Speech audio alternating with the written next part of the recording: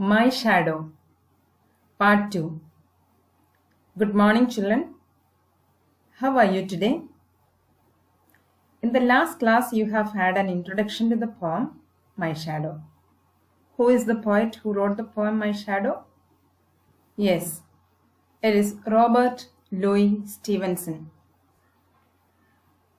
What do you understand by the word shadow? Shadow is a dark area or shape produced by an object blocking the light. So if you stand in the light, sure there will be a shadow falling to the floor or next to you. All of us have got shadows. Every object has got a shadow when it is in the light. Let's recite the poem once again.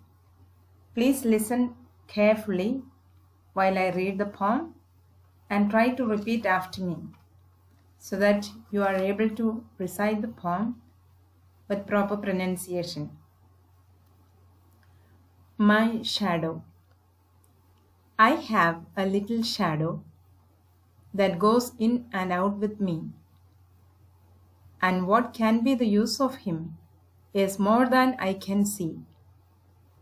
He is very, very like me from the heels up to the head. And I see him jump before me when I jump into my bed. The funniest thing about him is the way he likes to grow. Not at all like proper children, which is always very slow. For he sometimes shoots up taller like an India rubber ball, and he sometimes gets so little that there's none of him at all. One morning, very early, before the sun was up, I rose and found the shining dew on every buttercup. But my lazy little shadow, like an ardent sleepy head, had stayed at home behind me and was fast asleep in bed. Let us now see the meaning of these lines.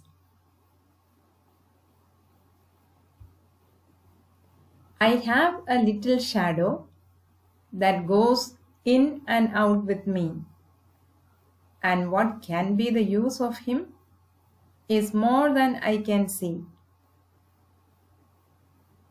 Here is a picture of a boy looking at his own shadow.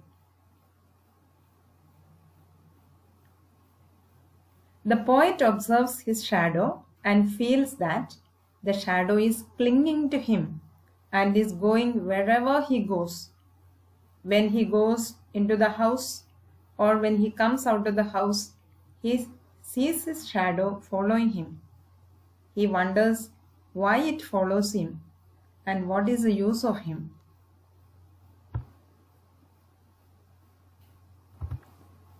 He is very, very like me from the heels up to the head. Let's read this line once again. He is very, very like me from the heels up to the head. When he observed the shadow closely, the child realized that his shadow looked exactly like him from heel to the head. What does it mean? Heel to the head means the whole person.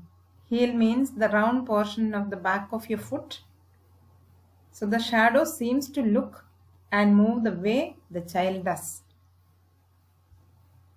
So let's see what heel means. Heel is this part of your body. You can see the round shape here. This is the heel. This is part of your foot. So this is the heel. So let's see the meaning of heel. The rounded back part of the foot. Let's learn to use this word in a sentence. There was a hole in the heel of his sock, or the heel of his shoe was spoiled. Let's now see the next line of the poem. And I see him jump before me when I jump into my bed. Look at this picture. The child is standing near the bed and you can see a shadow lying across the bed onto the wall. And the shadow is big. The child has not got into the bed, but already the shadow seems to be on the bed. So at night, when the child goes to the bedroom and goes near the bed, the child sees his shadow on the bed. The child feels that the shadow has jumped into the bed even before he has got into the bed. The funniest thing about him is the way he likes to grow, not at all like proper children, which is always very slow. So what is the funniest thing about him? The poet notices a funniest thing about him, about the shadow. He says, the funniest thing about him is the way he likes to grow, not at all like proper children, which is always very slow. Another thing that surprised the poet is the way his shadow grows. The shadow is different from normal children. Children grow slowly. It takes years for a child to grow tall. But here, his shadow seems taller at different times of the day. Sometimes it looks taller, sometimes it looks shorter. For he sometimes shoots up, taller like an India rubber ball, and he sometimes goes so little that there's none of him at all. So what does it mean? Sometimes the shadow grows so tall, and after some times the shadow looks smaller. The size keeps changing. The poet compares the shadow to an India rubber ball. What is an India rubber ball? An India rubber ball is a rubber ball that you play with. They are balls that bounce very high. If you try to bounce, it bounces very, very high. So the poet feels that the shadow is much like an India rubber ball because it grows so quickly up. The shadow looks suddenly so tall. So let's see what an India rubber ball is. Here is a collection of India rubber ball. They are very colorful, right? They are small and they are heavy. And what's the meaning of it? A ball that can bounce very high. Children love bouncing India rubber ball. So most of you have played with India rubber ball. So the poet says his shadow is much like an India rubber ball that bounces very high. One morning very early before the sun was up. So here you can see a child waking up early in the morning. So before the sun was up one day, what happens? I rose and found the shining dew on every buttercup. So one morning, the poet got up even before the sunrise. He went out into the garden. It was early in the morning. He could see the dewdrops on every blade of grass and on every flower. He had a garden where buttercups grew. Buttercups are a type of yellow flowers, as you can see in the picture. So he saw dew on every buttercup. What is the meaning of dew? Dew is the droplet of water found on leaves or flowers very early in the morning.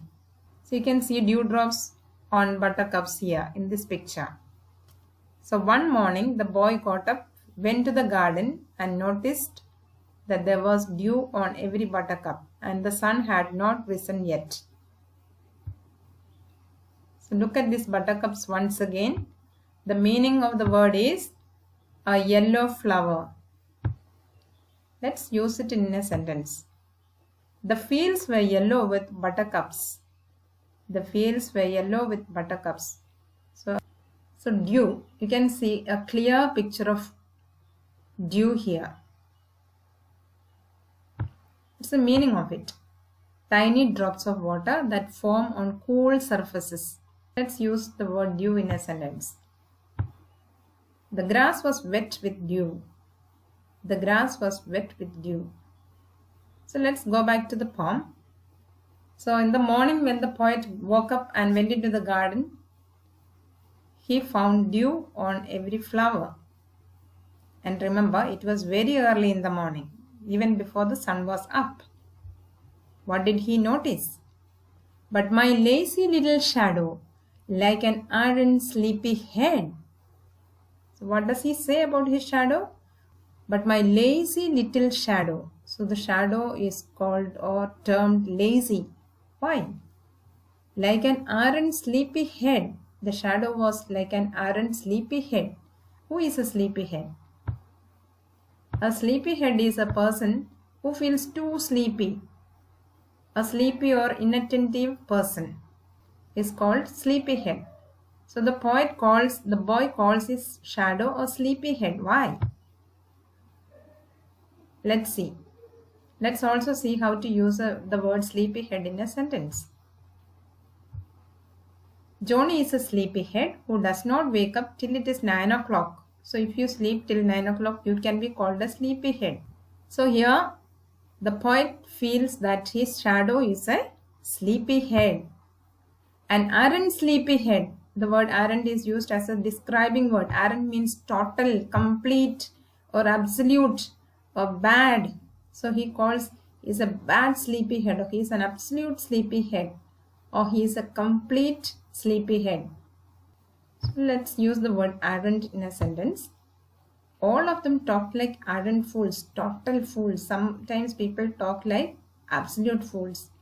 So let's come back to the poem.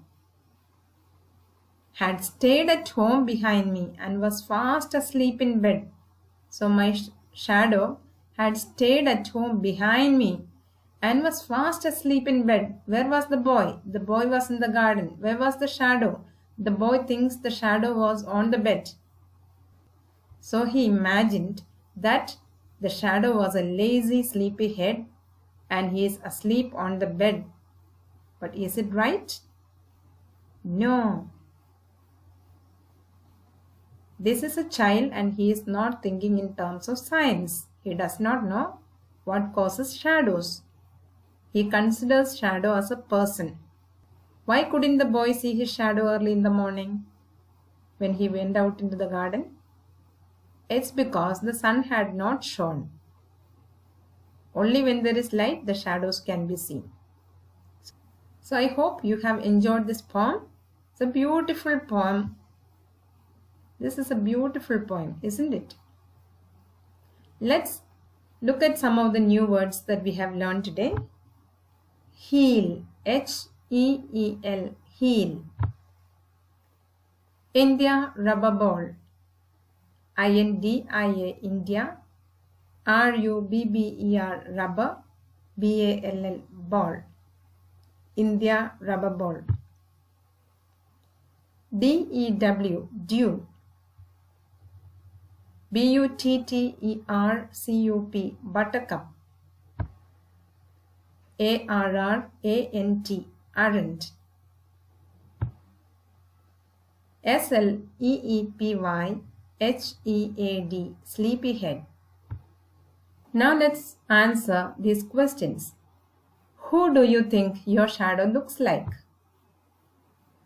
I think my shadow looks like me. Why do you think your shadow jumps into bed before you can? When I go near my bed, my shadow falls on the bed before I can get into my bed. What time of the day do you think it is when your shadow is the tallest? Why? Is it in the morning, afternoon, or night? Our shadow is the tallest in the morning. It is because the sun rays are slanting at the time of sunrise. Read the lines from the poem and answer the following. He is very, very like me, from the heels up to the head. Who does he refer to me? Who is this he in the poem? He is very, very like me. He refers to the shadow. Who does me refer to? It is said he is very, very like me. So who is this me in the poem? Me refers to the poet. Why are he and me alike? He and me are alike because They look exactly like each other. He is the shadow of me.